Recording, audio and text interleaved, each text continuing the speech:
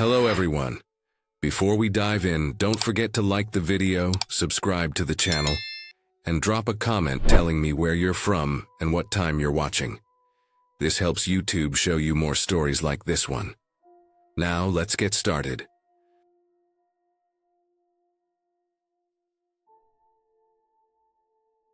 I'm writing this exactly as I remember it, and even now my chest feels tight thinking back to that night.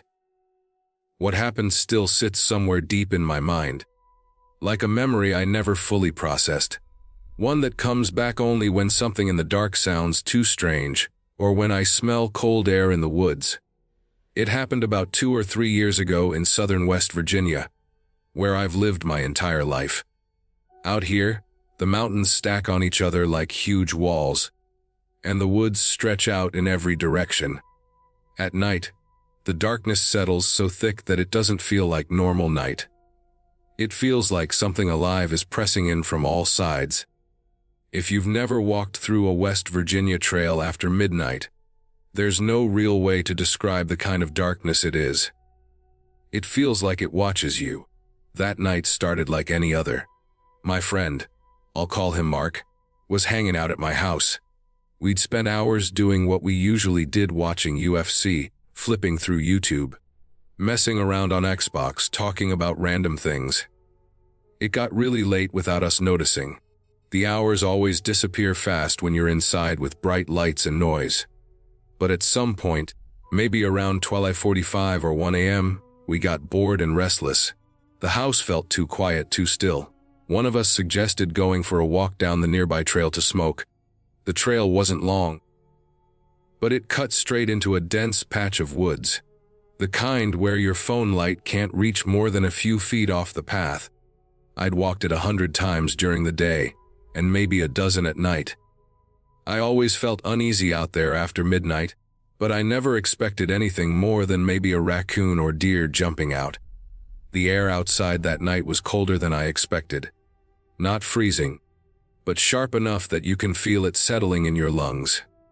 The sky had no moon, just thick cloud cover that erased whatever light might have helped.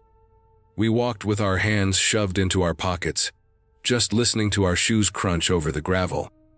The woods on both sides felt unusually active. There were constant little snaps and rustles, like something moving through the underbrush every few seconds. At first, I didn't think much of it. Animals move around all the time.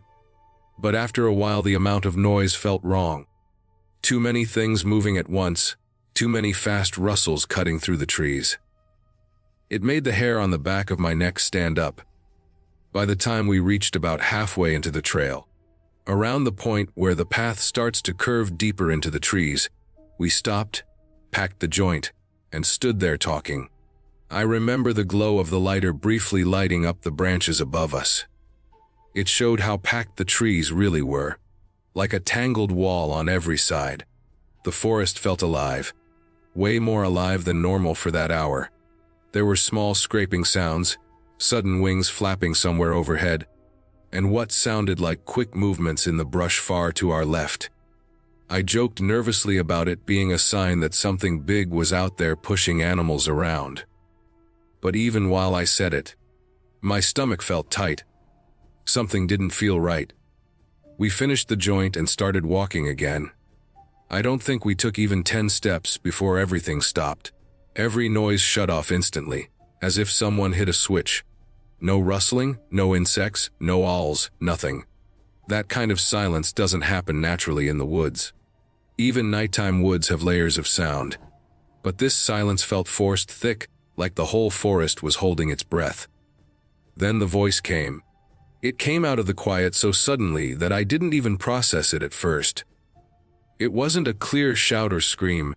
It was this low, shaky tone, like something trying to sound human but failing. It reminded me of a broken toy with one of those tiny speakers, the kind that crackle and distort when the batteries are dying. The cadence was wrong. The rhythm was wrong. I remember freezing mid-step, my entire body tensing so fast it almost hurt. Mark stopped beside me. I could feel his fear before he even said anything. Though neither of us actually spoke, The voice wasn't loud, but it wasn't quiet either. It sounded like it was maybe 30 feet away, or 5, or 50. It was impossible to tell. The sound didn't move the way normal sound does. It didn't echo. It didn't fade. It just hovered there in the air like its own small, trapped thing. Without even looking at each other, we ran. I don't think we even thought about it. Our legs just kicked into a sprint. We tore down the trail, gravel slipping under our shoes, but the voice didn't fade. It didn't fall behind us. It didn't get closer either. It stayed the exact same distance away, the exact same volume, like it was stuck to us. My lungs started burning, but I didn't slow. I couldn't. My mind kept going back to the way that voice sounded, like something trying to form words without understanding what words are. Just pitch shifting, rising and falling in these uneven patterns. We ran until my chest felt hot and my legs felt like they were filled with concrete. And still the voice stayed the same. Not chasing. Not retreating. Just following. Eventually, the trail exit came into view, that faint break in the tree line where you can see the open field. I felt the first flicker of relief, like maybe once we left the woods, whatever was following us would stay inside. Then the scream hit. It came from directly behind us. Not 20 feet away. Not somewhere deep in the woods. Directly behind us, close enough that I felt my body jolt forward like something had physically shoved me. I've heard mountain lions before. I know that high, drawn-out shriek they make. This wasn't that. This wasn't any kind of animal I've ever heard. This scream was violent. Not just loud, violent.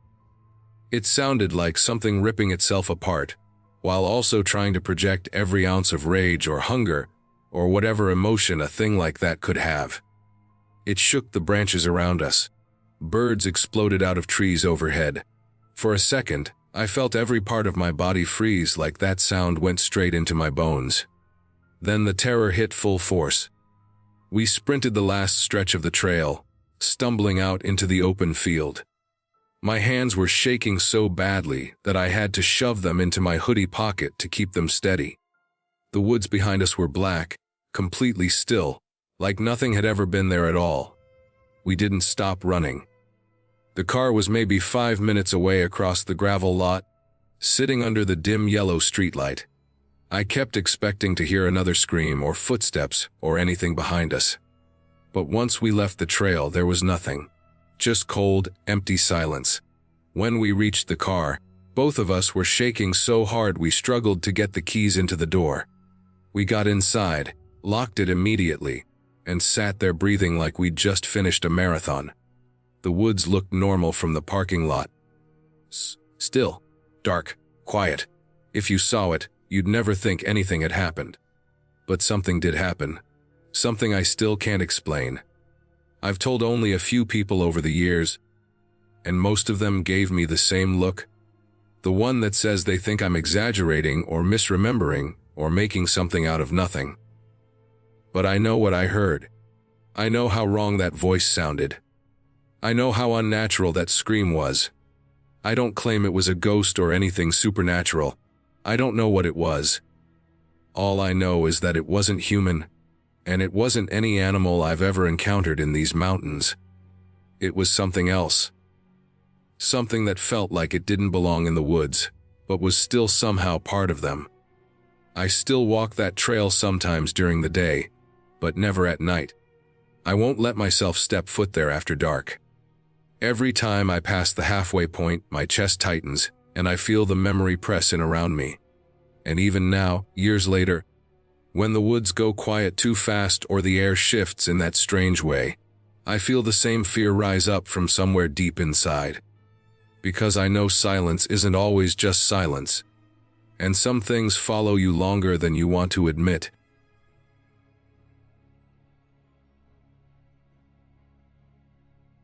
I grew up thinking my uncle's farm in southeast West Virginia was the safest place in the world. He'd owned that land since the 70s, long before I was born. And by the time I was old enough to run around on my own, there were several houses scattered across the property, all built by him for family to use whenever they wanted. My mom was the oldest of 5, so every summer, every long weekend, every school break, we'd make our way there. I had more cousins than I could count, and for a long time I was the youngest. The tag-along kid who just tried to keep up. I never felt unsafe there. It was the kind of place where everyone left their doors unlocked, and no one questioned who belonged and who didn't. When I was really little, I had an imaginary friend I only ever saw at the farm, nowhere else. We moved constantly because of my dad's job, but that imaginary friend never followed me to any house, except the one in West Virginia. I don't remember much about it, just that it felt normal to have someone to talk to when I wandered around outside. At the time, it didn't feel strange. What I do remember clearly is the winter I was 8 years old, the winter that made me stop going into those woods alone forever. That was around the age where I was finally considered old enough to walk between the houses without a cousin trailing behind me. I loved that freedom. My uncles bow hunted, and had shown me their tree stands a few times, little raised platforms built into the trees, and I thought of them as secret tree houses. So I'd wander off to try and find them again, pretending the woods were my own private world. That day, it had snowed early in the morning. Not a heavy snow, but enough to coat everything in a clean, bright layer that made the branches look almost fragile. I'd been at my aunt's house, and was supposed to walk straight to my uncle's, which was the main house. But when I reached the point where the path split between the houses and the woods, I turned toward the trees without thinking. I wanted to see the snow on the platforms. I wanted to make the first footprints in the untouched patches. I wanted to be alone out there. The hill I always called a mountain wasn't steep, just long, and the snow made it feel even quieter than usual. Every step sounded too loud. I followed what I thought was the same route my uncles had taken me on before, but the woods always seemed to shift a little after a snowfall. Familiar shapes looked wrong, fallen branches looked like new landmarks, the creek looked wider and darker. After a while, I realized I wasn't finding anything I recognized. I got frustrated, which was typical for 8-year-old me, and sat down on a rock beside the creek, trying to trace back the way I came. I'd been sitting there, maybe 3 minutes, when something screamed. I had never heard anything like it in my life. It tore through the trees in a way that made the hair on my arms rise, even inside my coat sleeves. It wasn't the sharp yelp of a fox or the scream of a bobcat, both of which I'd heard from the house before. This had a deeper, rawer sound to it, like something was in pain. Before I could even stand, another sound followed it. Not a scream this time. Crying, harsh, uneven crying. Not words, but not just animal noises either. It dragged on in long, broken waves that made my chest tighten. Every part of me wanted to believe it was my cousins messing with me. They were older, bored easily, and had scared me for fun more times than I could count. I yelled out something like, "Okay, enough," even though my voice shook. But nothing changed. The crying didn't fade or shift. It didn't react at all. It just stayed steady, coming from the same direction no matter which way I turned my head. That's when I panicked.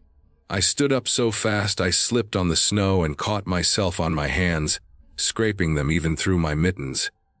I followed my own footprints back the way I came, walking as fast as I could without running, because the snow made everything slick.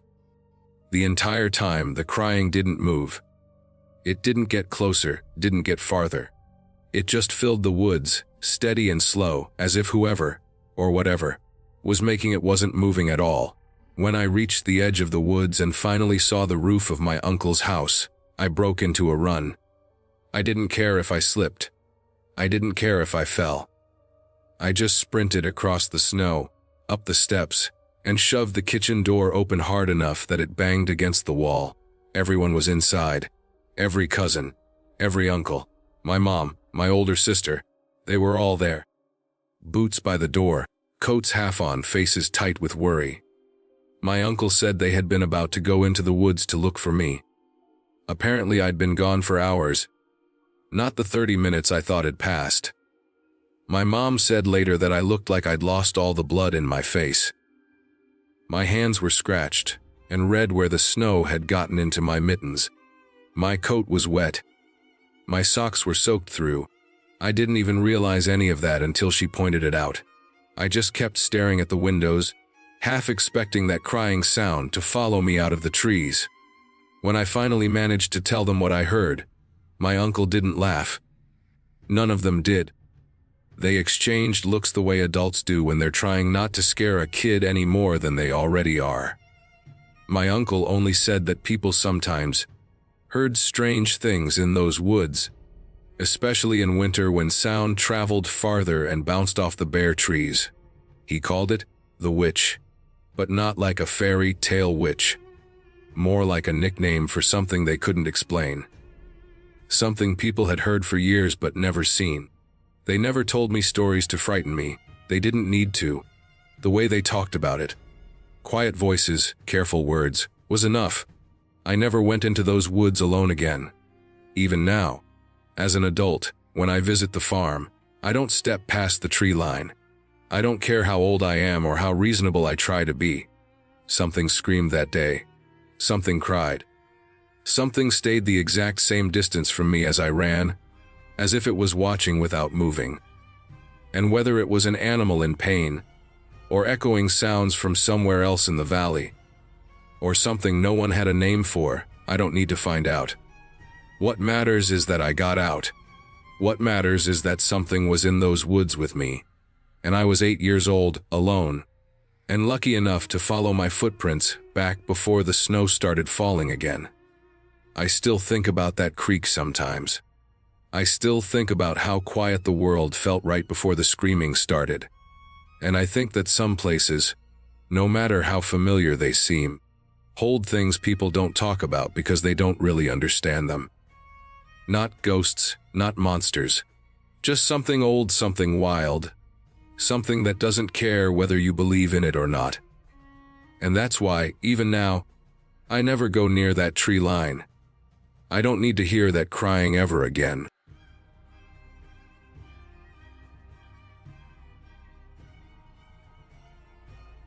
I grew up hearing people talk about how old the Appalachian Mountains were, but it never meant anything real to me until I started hiking them on my own as an adult.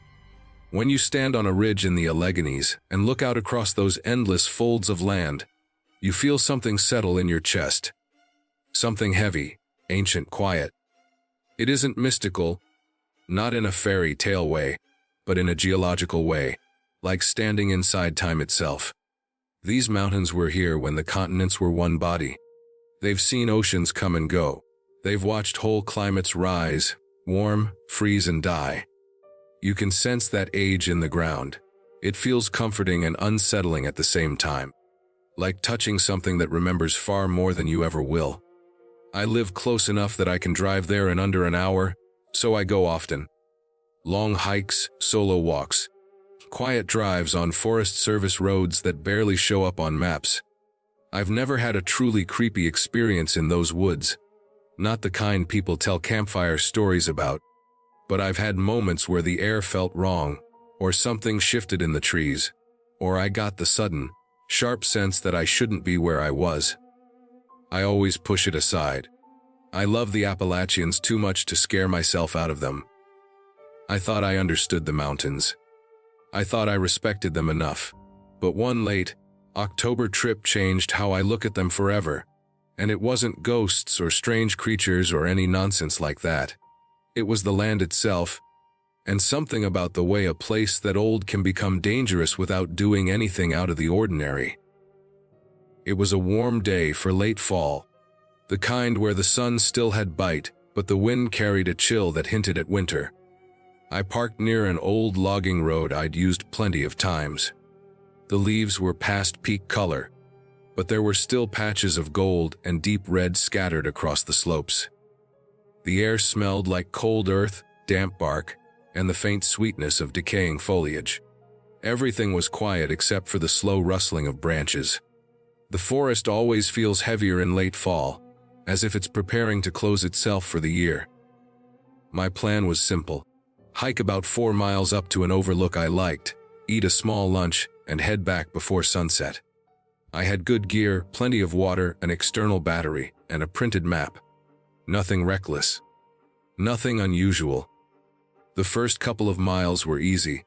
I moved through a long stretch of pines where the needles softened my steps until I could barely hear myself walking. There's something peaceful about that silence, like walking through a carpeted hallway in someone else's house. But after the pines, the trail curved around the side of a ridge, narrow and slanted, with loose shale that slid under my boots. I'd walked it before, so I wasn't worried. I just slowed down and watched my footing. About halfway across that ridge, the wind shifted. It came up fast, cold enough that I felt it through my shirt. Leaves scattered off the trees above me, spinning down the slope. I paused because something felt different. Not dangerous, just different. The forest smell changed. The air tasted like metal, the way it does before lightning. Except the sky was blue and still. Then I heard a deep cracking sound somewhere ahead, the kind of sound a tree makes when it's straining under its own weight. I stopped and listened. Nothing. Just the wind sliding through the bare branches. I should have turned around then, maybe not out of fear but out of instinct. But I didn't. I kept walking. I reached the overlook about 20 minutes later. The view was as wide as I remembered. Rolling ridges stacked into the distance, fading from green to blue to gray. I ate half my sandwich, drank some water, and sat on a flat rock that still held warmth from the afternoon sun. It should have been relaxing. It usually was. But something kept picking at my attention. The breeze died down, and the forest got unnaturally quiet. Even the insects had gone still. The quiet wasn't peaceful this time. It felt heavy, like the air was pressing in around my ears. I tried to ignore it. I told myself it was just seasonal silence, the way the woods change when most of the wildlife is shifting into winter patterns. But my shoulders were tense, and for the first time all year, I wanted to leave the mountains instead of staying longer. I packed up and started back down. The ridge felt steeper on the return. The shale was looser, and a few times I felt my foot slide out from under me. I slowed down even more. The wind had stopped completely, and without it, the air felt strangely warm again, almost too warm for late October. I kept wiping sweat from my forehead, even though I wasn't moving fast enough to earn it. Then I heard it again. That same cracking sound. This time it was closer. It echoed against the valley in a way that made it impossible to tell direction. I froze. A second crack followed, sharper, more violent. It sounded like a tree splitting straight down the trunk. I scanned the slope below me, the ridge above me. Nothing moved. No crash, no thud, nothing to follow the breaking sound. Trees don't crack like that and then stay standing. Something should have fallen. But the woods were still. I kept walking faster now, planting each foot carefully. I wasn't panicked, but a steady tightness was building in my chest. I knew the Appalachians were old, unstable in places. Erosion, slip zones, hidden sinkholes, dead snags ready to drop without warning. Real dangers, not supernatural ones. As I approached the pine section, the trail dipped slightly, and the temperature changed again. Sharp cold this time. My breath came out in a white cloud. That didn't make sense. I checked my watch to distract myself. I'd only been gone from the overlook for maybe 40 minutes. Sunset was still hours away, yet the light looked dim and washed out, like early dusk. When I reached the flat stretch of pines, I felt a faint vibration under my boots. Not loud, not strong, just a tiny tremble through the soil. It lasted maybe 2 seconds. I stopped walking instantly. My mind jumped to the most rational explanation. Maybe a faraway rockfall. Maybe distant blasting from some old mining area. But the Alleghenies don't get earthquakes, at least not noticeable ones, and there was nothing around that should have caused ground movement. I stood still, waiting for it to happen again. It didn't. That silence returned, heavier than before. The pines around me seemed taller, darker. The air had that metallic taste again. But now it stung the back of my throat. I realized my hands were shaking. There was no sound.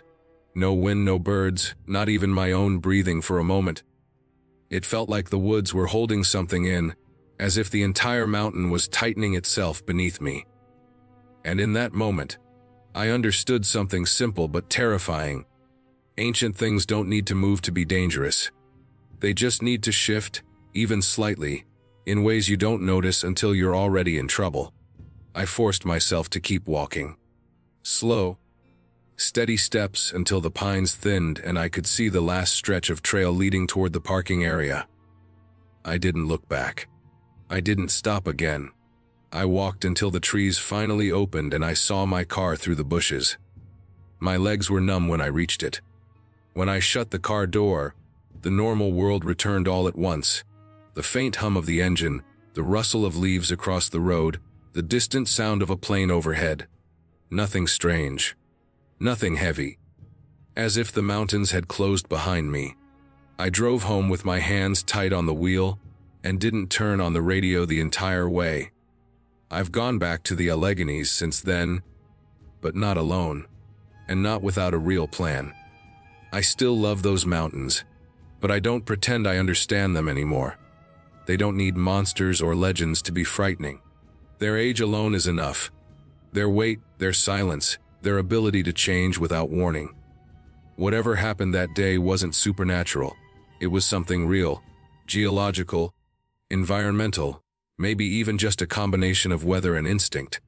But it was enough to teach me that safety in numbers isn't just a saying. Those mountains have been shifting and groaning since before humans walked upright. They don't care who you are or how careful you think you're being. And now, whenever I step onto a trail up there, I feel that same quiet reminder in my bones: the land is older than your fear, and it doesn't owe you comfort.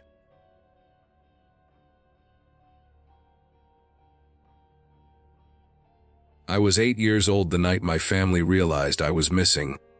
Back then, I thought I was impossible to scare. My cousins and I grew up around constant pranks. Rubber snakes in shoes, fake footsteps in the hallway, someone hiding in a closet waiting to jump out. It was the kind of chaotic fun my family lived on. So when I remember what happened in those woods, it's strange how little it frightened me in the moment. If the same thing happened to me now, as an adult, I don't think I'd be able to rationalize any of it. I think it would break something in me. Back then I brushed it off as someone being mean.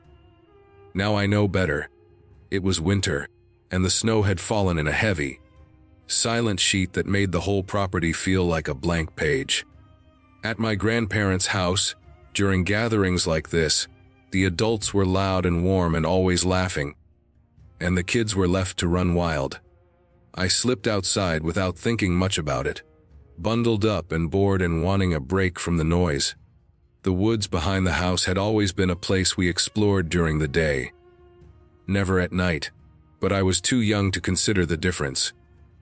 The snow crunched under my boots, the sound sharp in the quiet. The porch lights faded behind me faster than I expected. I remember thinking that everything looked bigger under snow, as if the trees were leaning in, weighed down but taller somehow. The air stung my nose, and every breath came out like a pale cloud that drifted away. I wasn't running from anything at first. I was just wandering, dragging a stick through the snow, making lines that didn't mean anything. But then I heard a sound behind me, light, quick, like someone stepping from one frozen patch to another. I didn't turn around because pranks were normal.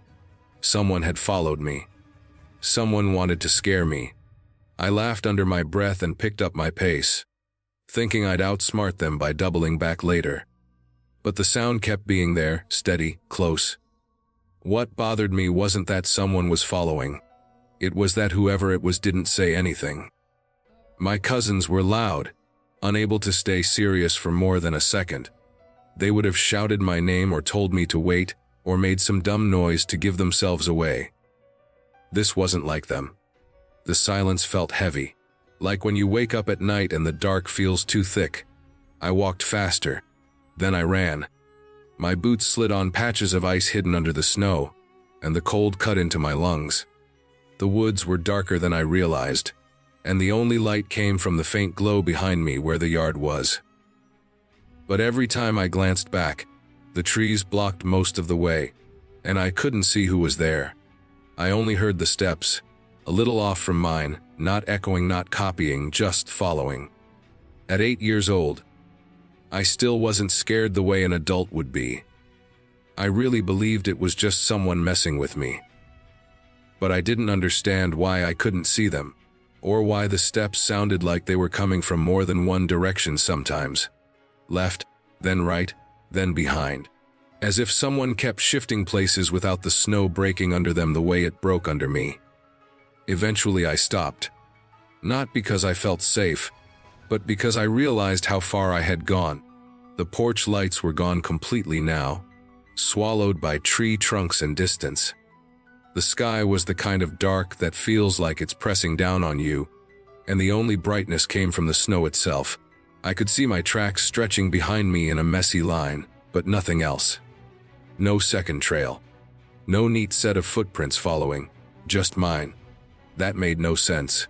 I had heard someone, more than once. Loud enough that I changed direction at least twice. I remember standing there, trying to figure out if my imagination had filled in the sounds. But I knew what footsteps on snow sounded like. I had heard them my entire life. The woods were too still now, too quiet. Even as a kid, something in my body knew this wasn't right. I turned around to go back. But for a moment I didn't recognize the path. Every tree looked the same under the weight of snow. Branches drooping, trunks dark and slick. My tracks helped, but the shadows between the trees made it feel like something was waiting. I kept looking over my shoulder, expecting to see someone step out. But nothing ever did. I don't know how long it took to retrace my way back. It felt like hours even though it probably wasn't. The cold had settled into my gloves, soaking through the fabric until my fingers hurt. My legs ached from running on uneven snow. But every time I slowed down, the silence around me felt too big, like the woods were listening. When I finally saw the edge of the yard again, it was full of light and voices. Flashlights moved between the trees. My uncles were spaced out, calling my name, their boots thudding heavily in the snow. My cousins were bundled up, following behind with worried faces I didn't understand at first. They'd been looking for me. They thought I was lost. Later they told me that my tracks were easy to follow until a certain point. After that, the snow was disturbed everywhere. Too many impressions, too much shifting around. Not footprints, just dragged snow, as if something had been moving in circles around where I ran. But no clear trail except mine. One of my older cousins swore he saw movement deeper in the woods when he first spotted the direction I'd gone. He never explained what he meant. He just said it wasn't any of us. My family tried to laugh it off that night, but the adults were quieter than usual. They kept me inside for the rest of the trip. I didn't think about it much after I got older. I guess childhood lets you bury certain things without really trying. But sometimes the memory hits me in pieces.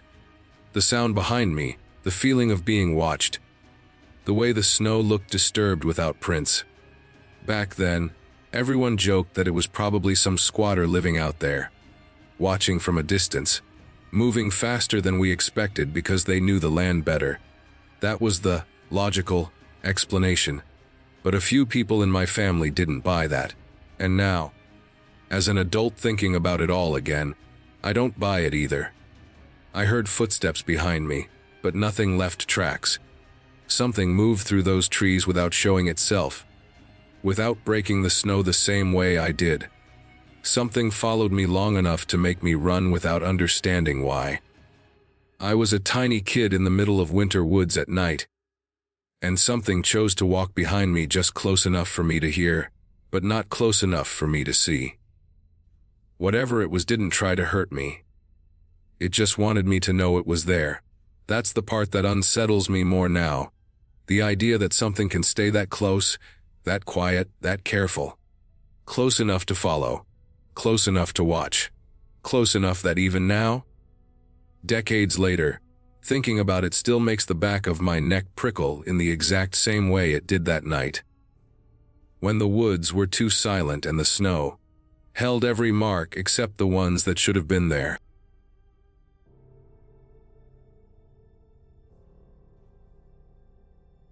I grew up hearing stories about the woods behind my great-grandmother's old house, stories she repeated the same way every time, in the same flat tone that told me she wasn't trying to scare me.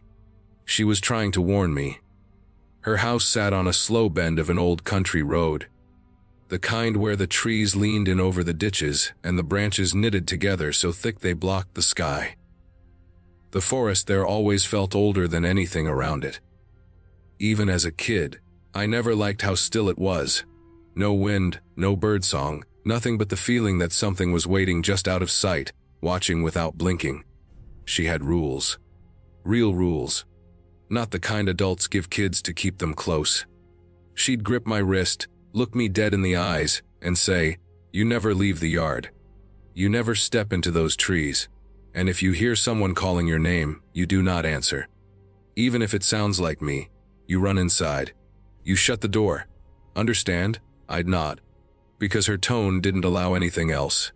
She wasn't a dramatic woman. She was practical, quiet, and hard. That made the rules worse somehow. I didn't understand why she was so intense about it until much later.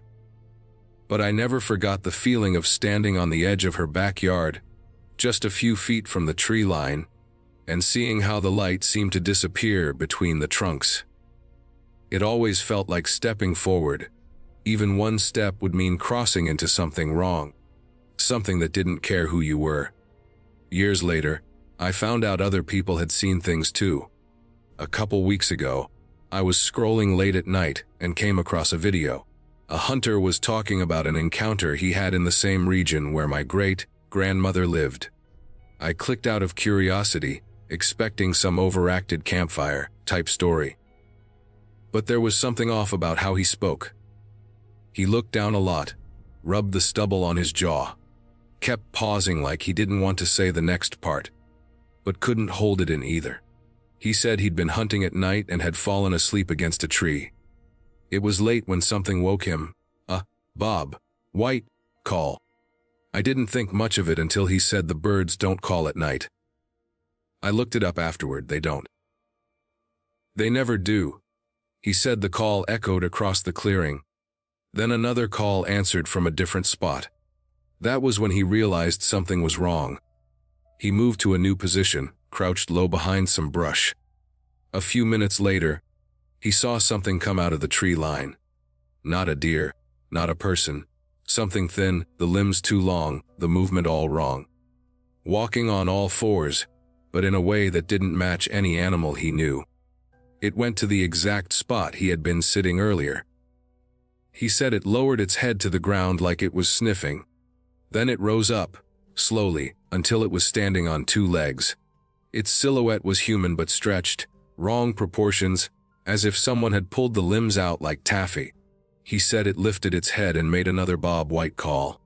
And again, something in the darkness answered. He fired a warning shot at an angle just above its head. It didn't run. Instead, he said it called out in a human voice. A woman's voice. "I'm hurt. Help me, hello." He said it didn't sound panicked or confused. It sounded like a recording. Perfect tone. Perfect clarity, but hollow beneath it. He said the moment he heard that, something clicked. He knew it wasn't human, no matter what it sounded like. He said he shot directly at it, then sprinted for his truck without looking back. By the time the video ended, I felt cold all over. Not scared in the horror movie sense. Scared in the way where your memories start lining up and making sense in ways you didn't want them to. Suddenly, all of my great-grandmother's rules made sense. There were things in those woods. Things that weren't animals, weren't people, but seemed to understand us. Things patient enough to wait, smart enough to watch, and cruel enough to pretend to be what you trusted. I thought about all the times I stood alone outside her house at dusk. I thought about the day I heard her call my name from the back porch. Her voice clear as anything, But when I turned around, she wasn't there. She was inside the kitchen washing dishes. When I told her, she didn't look surprised. She just locked the back door. I remembered that night more clearly after watching the video. I remembered how quiet it got afterward. Not normal quiet. The type that feels like the air is being held still by something you can't see. I remembered lying awake in the guest room and hearing something move just beyond the tree line. Slow footsteps on leaves, then a pause, then another step. Hours of it. Soft, steady, patient. I kept telling myself it was deer. That's what everyone around there said whenever anyone heard something strange. It's probably deer. But I couldn't shake the feeling that whatever it was wasn't wandering. It was pacing, waiting. And now, after learning what other people have seen in that same area, I believe my great-grandmother didn't create rules out of superstition. She made them because she had survived long enough to know better. The woods out there aren't empty. They never were. They're quiet because something wants them quiet. They stay dark because light doesn't belong there. And the trees, those old, leaning trees that swallow sound, feel like walls of a place that doesn't want you inside. What scares me most is that these things don't chase you. They don't crash through the brush or snarl or scream. They don't act like monsters in stories. They wait. They copy. They test. They learn your voice. They learn the voices of people you love. They know you'll come closer if they sound like someone familiar. The hunter ran. And maybe that's the only reason he's alive, to talk about it. Maybe the only rule that truly matters is the simplest. Don't answer when something calls for you in the woods. Because if it really needs help, it will come to you. And if it's calling you from the dark, it already knows exactly where you are.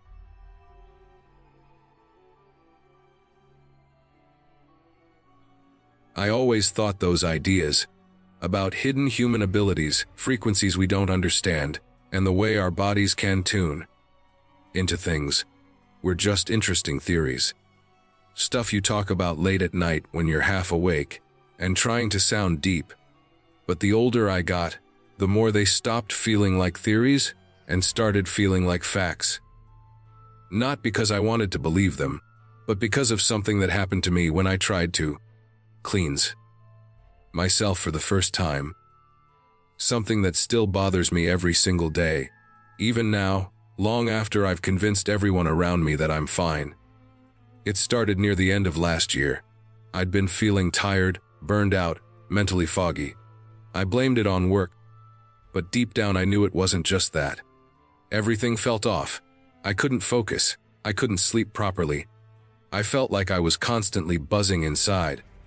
But not in a good way, more like my mind was full of static. I kept thinking maybe it was all the garbage I'd been consuming for years: energy drinks, processed food, medications for sleep, medications for stress, plastic, tasting takeout. I figured if humans really did have certain abilities that got dulled over time, mine weren't just dulled, they were buried. So I tried a full fast for 3 days, just water and electrolytes. No food, no caffeine, no screens after dark. I wanted to see if the quiet would change anything. The first day sucked, but the second day I started feeling lighter, almost clear. My thoughts got sharper. My hearing felt too sharp. I could hear things I normally wouldn't notice. My fridge humming through the wall. The neighbor's footsteps way down the hall. My own heartbeat when I lay down. It didn't scare me at first. I thought that was the whole point. By the third night, around 2 a.m., the quiet became something else entirely.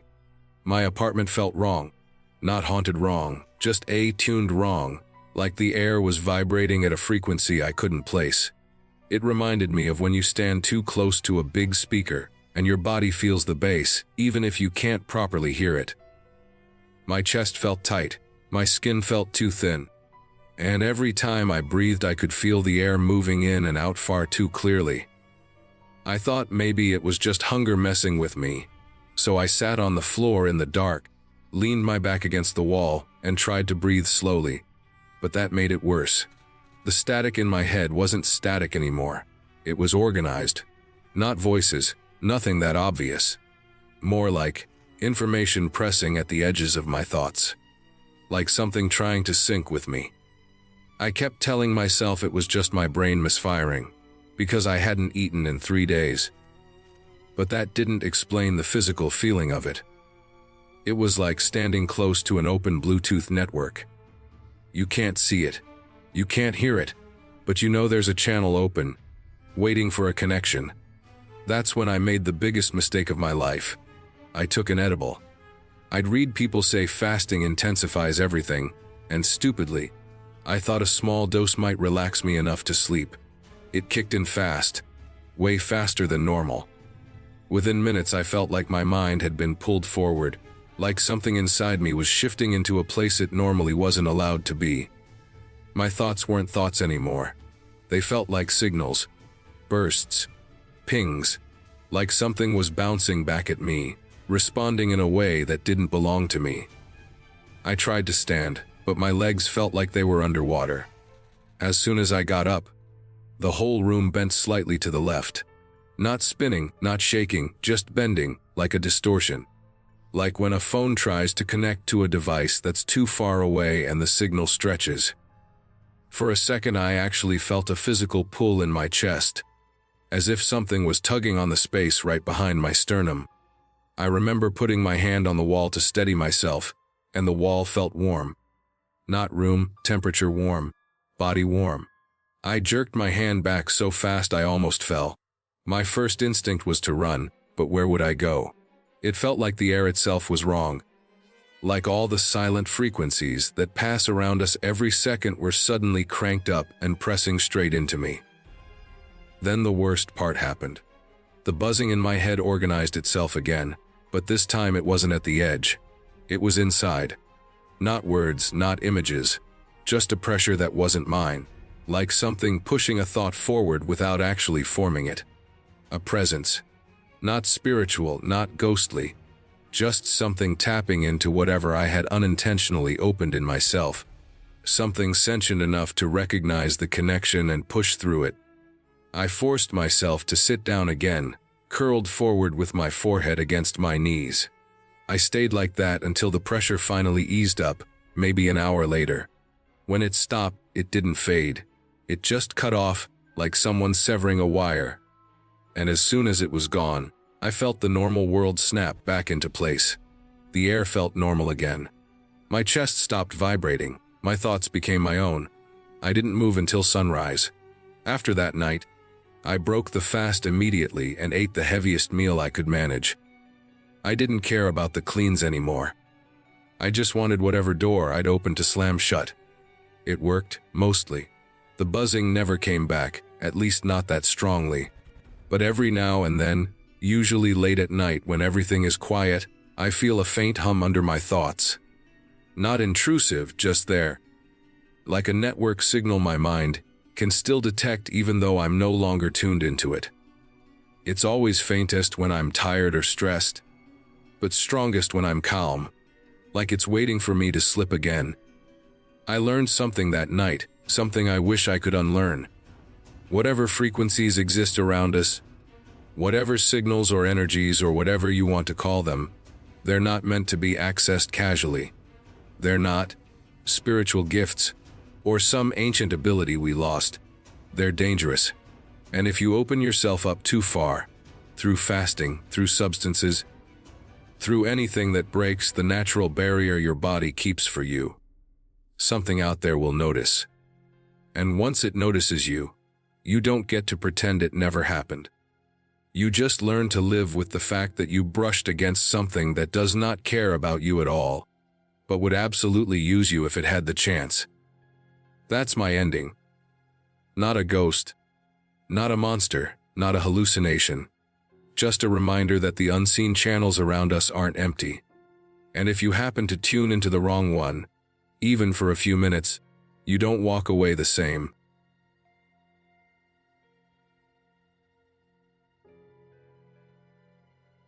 I was sitting alone in my room that night, the walls faintly breathing with that gentle distortion mushrooms sometimes give off. I wasn't expecting anything strange. I had taken the same dose before, the same routine, the same quiet house. But around 1 a.m., I got a text from my neighbor saying there were weird lights hovering over my place. At first I thought he was joking, or maybe he saw a drone. But before I could type anything back, every light in my house began flickering in these uneven bursts, like something was pulling electricity straight through the wiring. It wasn't a normal flicker. It was more like the lights were straining against something, dimming and brightening in slow pulses that felt alive. I remember the air shifting, this thin charge crawling across my skin, the way the hair on my arms lifted all at once. I stood there waiting for the lights to burn out, but they didn't. They just kept flickering in this slow, dragging rhythm, lighting the room in broken layers. When I blinked, I thought my eyes were messing with me, because the shadows weren't landing where they were supposed to. They stretched on the floor in odd shapes, too long, too narrow. And then I realized I wasn't seeing just shadows. I was seeing outlines, thin, shifting silhouettes like cloaked shapes bending the air itself. They didn't have a face or features, just distortion, like when heat rises off asphalt and the air wavers. But these figures had weight. They stood as still as people. I tried to steady my breathing, lying down on my bed as calmly as I could, telling myself it was the mushrooms. But when I closed my eyes, 3 faces appeared over my vision. They weren't human. They looked like projected images of grays, smooth heads, round dark eyes, no detail, just a clear impression. No matter how many times I tried to blink them away, they stayed there, hovering like someone had burned them into the inside of my eyelids. That was when the air in the room dropped. It got colder in this sudden, direct way, like something had stepped into the space. The distortion moved to the foot of my bed, and even though I couldn't see it clearly, I felt weight there, like someone standing a foot from me. Then it hit me, an electric current shooting into the soles of my feet, crawling fast up my legs into my spine. It felt like hot wires twisting inside my bones, racing upward until it hit the base of my skull. When it reached the center of my brain, everything inside me tightened at once. My teeth clenched hard enough to hurt, my fingers locked. My vision burst white in quick flashes. I didn't pass out. I saw everything. After that night, something changed. It wasn't dramatic at first. It was subtle. Like when you walk into a room and sense someone is standing behind you before you actually see them. I began noticing faint colors around people. Thin outlines, small shifts. Little waves that followed them when they moved. Then it got clearer. I could feel people's moods before they spoke, feel when someone was holding something back. And the strangest part was the things I began seeing around certain people, these small dark shapes that clung to their shoulders or backs. Not ghosts, not creatures, more like scraps of energy, almost like heavy, negative debris caught on them. When I meditated, things got even stronger. My spine would vibrate as if something inside it was waking up. This deep rumble that made my whole posture straighten. If I focused long enough, the vibration would shoot into my brain the same way it had that night, like a switch flipping on. My vision would slowly start turning bright, even if the room was pitch black, like a white light was filling everything. It always stopped just short of something bigger. There was always this moment where I felt like I was about to step out of my own body. And I would pull myself back, because it felt like I was crossing some border I couldn't return from. Outside, things became even stranger. I started seeing tiny orbs drifting through the air at night, moving with purpose, not like bugs or dust. Sometimes I would see shadows sliding across walls when nothing was near them. And on clear days, the sky didn't look empty anymore. I could see faint grid lines, barely there, like cracks in the air or thin outlines of something underneath reality. I don't claim they were ghosts or aliens or anything out of some storybook. Everything I saw felt physical, like energy interacting with energy, like something reacting to whatever had touched me that night. I don't think I got special or anything like that. I think I just got opened up to something that was already around us, something most people never tune into. And the more I thought about it, the more the fear faded. What scared me at first wasn't the beings or the lights. It was the fact that I didn't understand any of it. Once I accepted that I didn't need a perfect explanation, things got clearer. I learned how to stay calm when the vibrations started, how to ground myself when the white light came in too strong, how to observe instead of panic. The more fear I had, the worse everything felt. But the calmer I became, the more everything settled into patterns I could handle. Now, years later, the lights still flicker sometimes. The grid lines in the sky still show up. I still see strange movement in the corners of rooms and the orbs drifting around. But it doesn't control me. I'm not stuck in that moment anymore. Whatever came into my house that night didn't stay. It just changed the way I see things. And even though I still don't fully understand what happened, I'm no longer afraid of stepping into some other reality by accident. I learned how to stay anchored here, in this one, no matter what I see or feel. Life kept going, and so did I.